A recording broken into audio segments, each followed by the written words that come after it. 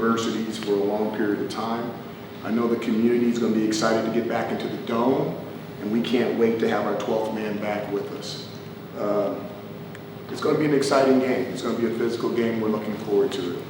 On the topic of Chris Elmore, because of federal reasons and stuff like that, we're not allowed to discuss that at all, so I won't be taking any questions on that. Okay? First question. Dan, you think so? Coach, just assessing Tommy Novito after that first game and his running ability and the dual threat that he created for you in that victory.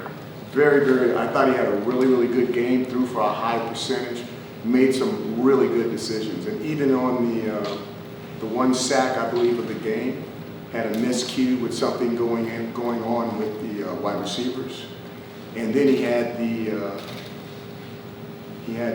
knowledge of knowing that it was going to be a dead play, pushed the ball to the line of scrimmage, not taking a sack, and then he even centered the ball for the place kicker, which I thought was really cool. So really happy with his play. Thought he did a really nice job. Dan and Steven. Coach, just what you can say about Deuce Chestnut and what he was able to do coming in as a true freshman. You lose Iffy, and then you gain another guy that people may not want to throw toward him. Sunday in the team meeting, Deuce Chestnut got the game ball on defense. And 35 years, I've never seen anybody, I've never even heard of anybody getting a game ball in their first collegiate game. I'm sure there's some guys out there, but they were never on my teams.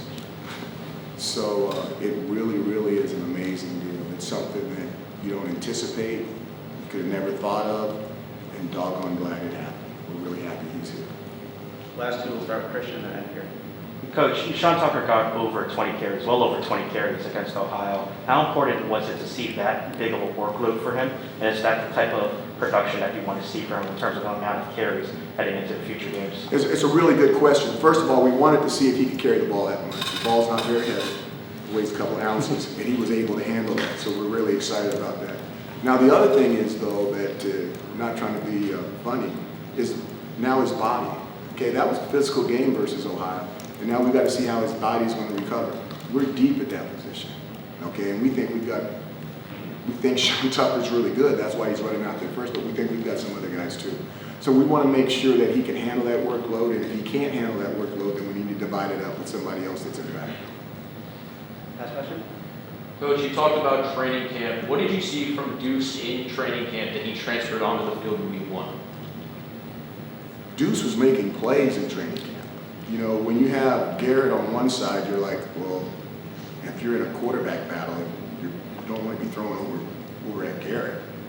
And, you know, the quarterbacks started going after Deuce, and about halfway through, they started realizing that they needed to start spreading that out and going both ways. Deuce was making plays all over the place. Sometimes guys get into situations where they're going to be cautious, but Deuce is normally aggressive. Okay, now he's got to be careful with that because people will come after him being a younger guy and double moving and whatnot and do all those type of things to try to put him on his heels.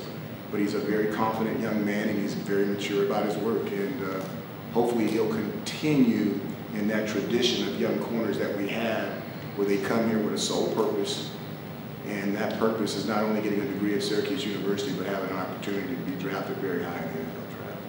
Okay. All right, thank you, everybody.